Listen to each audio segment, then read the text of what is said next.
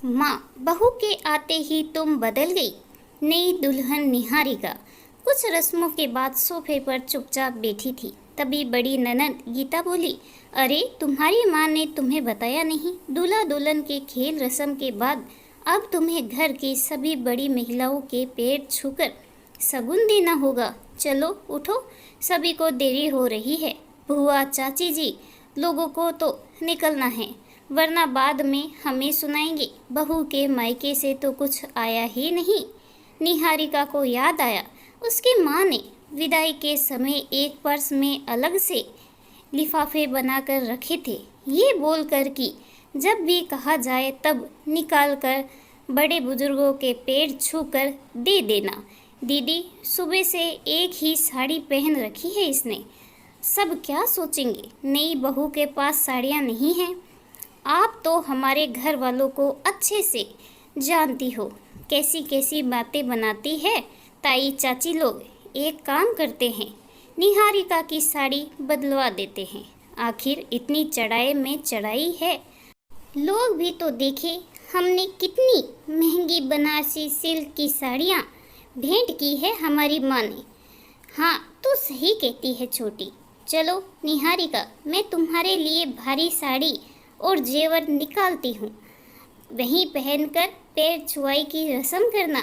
दोनों नंदों की बात सुन निहारिका चुपचाप अपने कमरे में चली गई। जेठ की गर्मी में जहाँ अच्छे अच्छों का पसीना छूट जाते हैं, वहाँ सोचो नई दुल्हन के क्या हाल होंगे। लहंगा, भारी साड़ी, दो दो चुन्नी, गठजोड़ा, भारी चुपते जेवर, करती क्या, किससे कहती नई बहू थी। और यहाँ तो जब से शादी तय हुई है तब से दोनों नंदों का राज शुरू हो गया। सास गायत्री के तेवर अभी पता ही नहीं थे, क्योंकि शादी का सारा कार्यभार दोनों ननंद रानी गीता और बबीता ने उठा रखा था। दोनों नंदे निहारिका को कपड़े जेवर कौन से पहनने हैं, कैसे तैयार मेकअप होना है, सब बताकर कमरे से बाहर आ गई और अपने काम में व्यस्त हो गई। थोड़ी देर बाद जब छोटी ननंद बबीता उसे लेने पहुंची तो देखकर गुस्से में बोली, अरे निहारिका, तुमसे कहा था ना दीदी के बताए हिसाब से तैयार होना है, ये तुमने सस्ती भद्दी साड़ी क्यों पहन ली? देखते ही समझ में आ रही है तुम्हारे मायके से आई है। देखो, ये मायके का लगाव वहीं छोड़ कर आओ, ससुराल के नियम अपनाओ, नई दुल्हन हो, अच्छे से हैवी साड़ी पहनो। इतने में गायत्री जी कमरे में पहुंची और बोली, अब जो है जैसा है ठीक है, सब चुपचाप नीचे चलेंगे, जो भी बात है बाद में देखी जाएगी। और बहू, तुम बहुत सुंदर लग रही हो, चलो। इतना सुनते ही बबीता चुप हो गई, पर मन ही मन कसकसा गई। जब निहारिका सबके साथ बैठी तो गीता भी गुस्से में थी। निहारिका बड़े ध्यान से सबके पैर छूकर लिफाफा थमा रही थी। इतने में गीता बोली, अरे ये हमारी दादी माँ का है, इनके पैर घुटनों तक दबा दबा कर पकड़ो, बहुत आशीर्वाद मिलेगा। और ये दोनों भुआएं भी बड़ी है, इनके भी पैर अच्छे से दबाओ, ये नहीं कि सिर्फ घुटना टच किया और हो गया। गायत्री जी दोनों बेटियों को देख रही थी, कुछ अलग ही रंग ढंग है दोनों के। तभी निहारिका उनके पैर छूती है तो वह झट से उसे गले लगा कहती है, आज से मैं तुम्हारी सास से ज़्यादा माँ हूँ, किसी बात की चिंता मत करना। उसके बाद उसने गीता दीदी के पैर छुए। बबीता की तरफ बढ़ी ही थी कि गायत्री जी बोली, इसकी शादी भले ही तुमसे पहले हुई है, पर ये तुमसे छोटी है, जिसके पैर नहीं गले लगो। और मैं चाहती हूँ गीता भी अपनी भाभी के गले लगे, ताकि प्यार और अपनापन बना रहे। ना चाहते हुए भी दोनों ने निहारिका को गले लगा लिया। अगले दिन बहू की पहली रसोई होनी थी। कुछ मेहमान चले गए थे, मगर खास लोग खाना खाने के बाद ही जाने वाले थे। गीता बबीता ने दोनों ने निहारिका को रात को ही खाने का मेन्यू समझा दिया और कहा, वैसे तो उमा काम वाली तुम्हारी मदद कर देगी। मीठा तुम्हें खुद ही बनाना है। और हाँ, पूजन से पहले चौके में कुछ भी झूठा गंदा नहीं होना चाहिए। ध्यान रखना, हमारी माँ ने हमें बचपन से ही सख्ती से नियमों में रखा है, इसीलिए हम समझा रहे हैं। अगर तुमने रसोई में कुछ भी गड़बड़ की तो बहुत डांट पड़ेगी, इसीलिए सावधान रहना। अपनी नंदों की बात सुन निहारिका जैसे बौखला सी गई। इतनी सख्ती, हे भगवान, सोचा था पढ़े लिखे लोगों का घर है, कुछ तो छूट देंगे, मगर यहाँ तो 100 साल पुरानी रूढ़िवादी रीति रिवाज आज भी चल रहे हैं। जब से इस घर में आई हूँ, ये नहीं होता वो नहीं कर सकते, इतने सारे नियम आखिर कैसे घर में मेरी पार पड़ेगी। मैं तो सुमित से कह दूंगी, निभाने दो तुम्हारी माँ बहन को ये नियम। मुझे लेकर दूसरे शहर बस जाओ, मुझे नहीं रहना ऐसे सिरफरों के संग। निहारिका सुबह सुबह जल्दी उठ गई अपनी पहली रसोई बनाने के लिए, या यूं कह रात भर उसे नींद ही कहाँ आई थी। जैसे रसोई में पहुंची, साफ सफाई चल रही थी। गायत्री जी बोली, इतनी जल्दी क्यों आ गई? अभी तो 7 बजे हैं, साफ सफाई करवा रही हूँ। 9 बजे भी खाना बनना शुरू किया गया, 12 बजे तक आराम से निपट जाएगा। वैसे भी यहाँ लंच 1 से 2 बजे के बीच ही किया जाता है। अब वो क्या कहती कि आपकी दोनों महान बेटियों ने जो धमकी दी थी, उसी को सुनकर पूरी रात बेचैन रही और सुबह नींद जल्दी खुल गई। फिर भी बोली, मम्मी जी कोई काम हो तो बता दीजिए, अभी निपटा दूंगी। और मीठे में क्या बनेगा? तुम इतनी चिंता मत करो, जाओ जाकर अपने कमरे में आराम करो, थोड़ी देर में चाय भिजवाती हूँ, उसके बाद जब कहूँ तब आ जाना। सास की बात सुनकर चुपचाप निहारिका अपने कमरे में चली गई। सुबह के 11 बज रहे थे। गीता बबीता ने सोचा, चलो अब रसोई का मुआयना किया जाए। दोनों रसोई में पहुंची तो चीख उठी, निहारिका ये क्या कर रही हो तुम? अभी तो भगवान को भी भोग लगाना है और तुम रसोई में के कोने में बैठकर ठूस रही हो। ये सब सिखाया है तुम्हारी माँ ने? बाप रे, ये सब माँ ने देख लिया तो पता नहीं क्या होगा। तभी रसोई में गायत्री जी आ जाती है। अरे क्या हो गया तुम दोनों को? बहू सोई ऐसे कैसे बात कर रही हो? माँ, सब कुछ तुम अपनी आंखों से देख लो, फिर हमसे पूछना। अच्छा तुम दोनों चलो यहाँ से, मुझे तुमसे कुछ ज़रूरी बात करनी है। और निहारिका बेटा, तुम आराम से खाओ और कमरे में जाकर तैयार होकर आओ। हाँ, तुम्हें जो पसंद हो वो साड़ी पहन लेना, गर्मी बहुत है। जो कंफर्टेबल हो वही पहनना। बोल अपनी दोनों बेटियों को अपने कमरे में ले गई। तब गुस्से में बड़ी बेटी गीता चिल्लाई, मेरा हाथ छोड़ो माँ, बहू के आते ही तो तुम बदल गई। देख नहीं रही वो क्या क्या कर रही है? आप बहू से डरने लगी। उसकी मर्जी से काम करोगी तो कल को 8-8 आंसू रोओगी। अरे हमें तो तुम्हारी मदद ही कर रहे हैं, इस घर के नियम समझा रहे हैं कि बहू को कैसे रहना चाहिए ये बता रहे हैं, और एक तुम हो उल्टा सीधा किए जा रही हो। हम दोनों बहनों के लिए इतना अनुशासन रखती नहीं, आज खुद का अनुशासन खुद ही भूल गई। देखो तुम्हारी बहू ने चौका झूठा कर दिया, कुछ लिहाज भी नहीं है।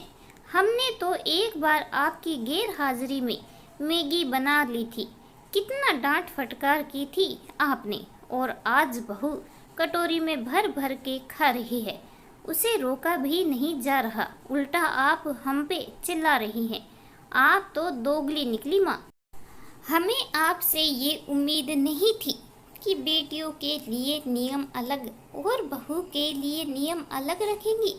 छोटी बेटी गुस्से से बोली, बिल्कुल, लोगों के घर में तो बेटियों को पूरी आज़ादी दी जाती है, मगर आप और आपके कड़े नियम कभी हमें चैन की सांस नहीं लेने देते थे, और आज आप अपनी बहू को इतनी छूट दे रही है।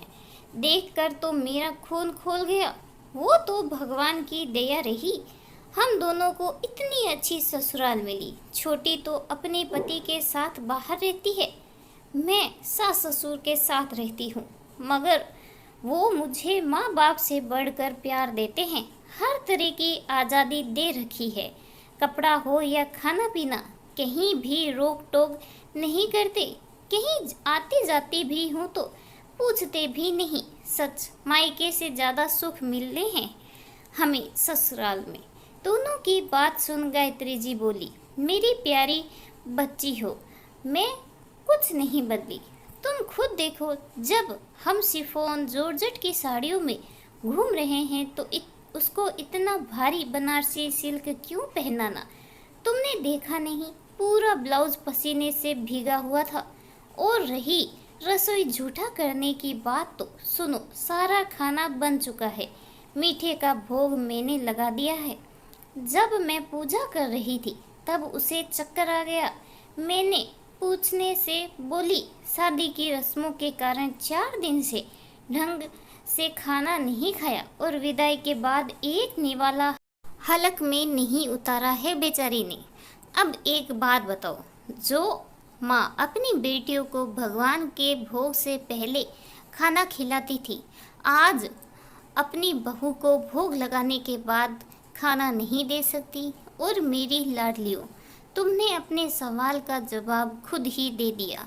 मैंने तुम्हें इतने कड़े अनुशासन नियम कायदे में इसीलिए रखा ताकि तुम कभी भी अपनी ससुराल में ये ना सुनो कि तुम्हारी माँ ने तुम्हें कुछ नहीं सिखाया।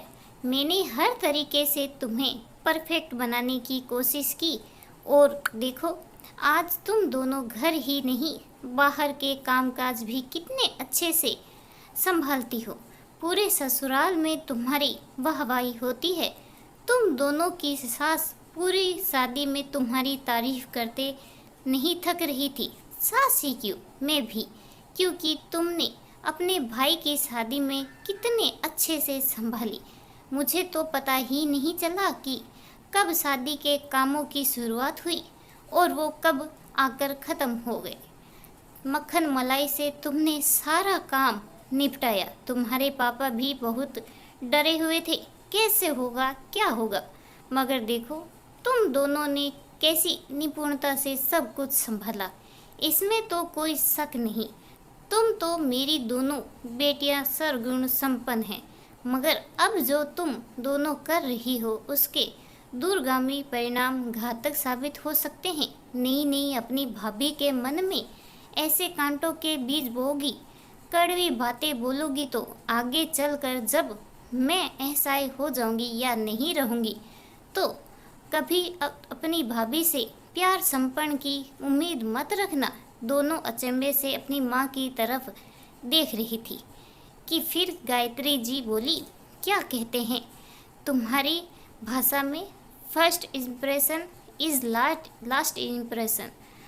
आज तुम दोनों नंदे इतना भयानक डरावना रूप दिखा रही हो। सोचो, कल तुम प्रेम से बात भी करोगी ना तो उसे शक ही होगा कि आप दोनों इतने अच्छे से बात कर रही नहीं सकती। मैं चाहती हूँ, आज तक मेरी बेटियाँ 2 बेटियाँ थी, अब निहारिका को मिलाकर मेरी 3 बेटियाँ हो जाए। इसकी माँ ने मुझे शुरू में ही बता दिया था, पढ़ाई लिखाई के सिलसिले में हॉस्टल और बीजी में ही रही है, घर के काम काज में थोड़ा हाथ तंग है। और हाँ, माना मैंने तुम्हारे भविष्य के बारे में सोचा, मेरी नीतियाँ कुछ अलग थी। अब हर माँ एक जैसी नीति तो अपना नहीं सकती, क्योंकि परवरिश के कोई नियम नहीं होते। हर माँ अपने हिसाब से अपने बच्चों को पालती पोसती है। तो मुझे उसकी माँ सुषमा जी की बातों में भी कुछ गलत नहीं लगा। अब हम चाहते हैं कि निहारिका हमारे हिसाब से ढल जाए, तो उसे कुछ वक्त देते हैं, कुछ अपनी तरफ से समझाते हैं। देखना, धीरे धीरे वो भी तुम दोनों की तरह निपुण हो जाएगी। मगर अचानक से उससे इतनी उम्मीद करना बात बात पर टोकना झगड़ने का कारण बन सकती है। इसीलिए संयम से काम लेते हैं। हम तीनों मिलकर उसे अपने घर परिवार के नियम के बारे में धीरे धीरे समझा देंगे। मुझे पूरा यकीन है कि जैसे तुम दोनों सीखी ऐसे वो भी सीख कर एक दिन मेरी दोनों बेटियों की तरह परिवार में सामंजस्य बैठा लेगी और हर जगह वाहवाही लूट कर आएगी। गीता बबीता दोनों एक दूसरे की तरफ देखती है। माँ की बात तो पहले भी सोने की तरह खरी थी, आज भी खरी है। ठीक ही तो कह रही है, हर जगह एक जैसी परवरिश नहीं होती। फिर हमारा भी तो कर्तव्य बनता है घर आए नए सदस्य के साथ प्रेम और सौहार्द से बात करना, ना कि बात बात पर ताने तंस छीटा कसी करना। दोनों बेटियों ने एक साथ बोल पड़ी, माँ आपके चरण कहाँ हैं? आपको साष्टांग प्रणाम करना है। आपने तो हमें बहुत बड़ी गलती करने से रोक लिया, वरना हम दोनों मिलकर उसे अकेले की क्लास लगाने में लगे रहते। जो हमारी माँ ने हमारे साथ किया, हम उसके साथ करने की सोच रहे थे, जबकि जो भी हमारी माँ ने किया वो उनकी परवरिश थी। अब जो करने जा रही है वो उसका कर्तव्य है। थैंक यू माँ। पूरी ज़िंदगी हम खुशियों की तलाश करते हैं, जबकि वो तो हमारे सामने होती है। बोलकर दोनों बेटियां गायत्री जी के गले से लिपट गई। इस कहानी के बारे में आपकी क्या राय है, कमेंट करके ज़रूर बताइएगा। कहानी अच्छी लगी हो तो प्लीज़ लाइक करें, चैनल पर नहीं हो तो सब्सक्राइब करना बिल्कुल ना भूलें। कहानी सुनने के लिए आपका बहुत बहुत धन्यवाद।